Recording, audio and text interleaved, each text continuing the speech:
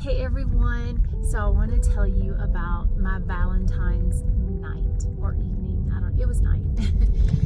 So I had ordered a pizza and I decided to watch a movie. I picked something off of Amazon, Prime, and I honestly just wanted to watch like a cheesy love story. I wanted to, feel all the feels, and I just picked a movie called Redeeming Love, and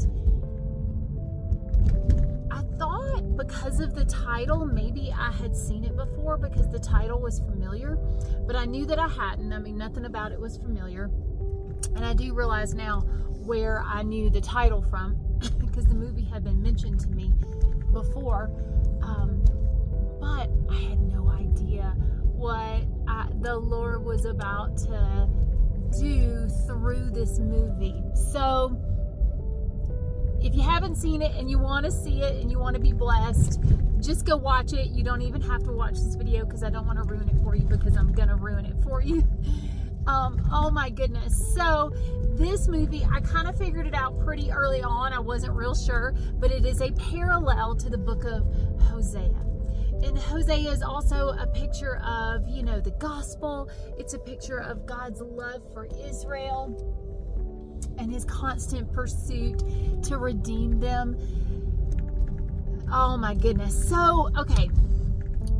So in this movie, it was during the turn of the century, during the gold rush in California, and there was this farmer, and he was just wonderful, and he was just pure in heart, and he was praying for a wife. And there was this woman who her whole life she spent in brothels as a prostitute. Her mother died early on. She had a life of abuse as a child, and she was just owned by these, brothel people. And she was beautiful. Her name was Angel. It wasn't her real name. Her real name was Sarah, but nobody knew that. And she was really the talk of the town because every guy wanted to be with her. And this guy, his name was Michael, he saw her not knowing that she was a prostitute and was determined that that was his wife. And when he found out that she was a prostitute, sorry about the sunshine, when he found out that she was a prostitute, he went to go see her. He paid money to spend time with her, although he wasn't with her on an intimate level. He went and saw her time after time and tried to convince her to come away with him and marry him and let him rescue her. And she just wouldn't do it. Her heart was so hard. She couldn't understand, why someone like him would want to be with her. And she just had no space in her heart for this man. And then one day she got really, she was beat up severely by one of the brothel overseers because of, some sort of rebellion on her part. And at that point, she was at her lowest point, and she decided to go with Michael. And he took care of her, and he loved her. And it's a whole story, but she eventually started to open up to him. However, she could not see herself outside of the identity of prostitute, the identity of unpure, the identity of unworthy. She just couldn't see herself that way, and she would go back and she would leave him. And he went and he brought her back from the brothel. She went back to the life, and he brought her back, and she just couldn't understand it. And he forgave her, and he always saw her as the woman she was created to be. He never saw her as a prostitute. And in the end, she left one more time because she couldn't give him children. The brothel had taken that from her, and she thought he deserved a family, and he deserved all the things that she felt like she couldn't give him. And she still was just so unworthy in her mind. And she came back to him after 3 years, and let me tell you, when she came back, they played that song. Oh my gosh, it's It's a Lauren Daigle song, and it was, I will rescue you.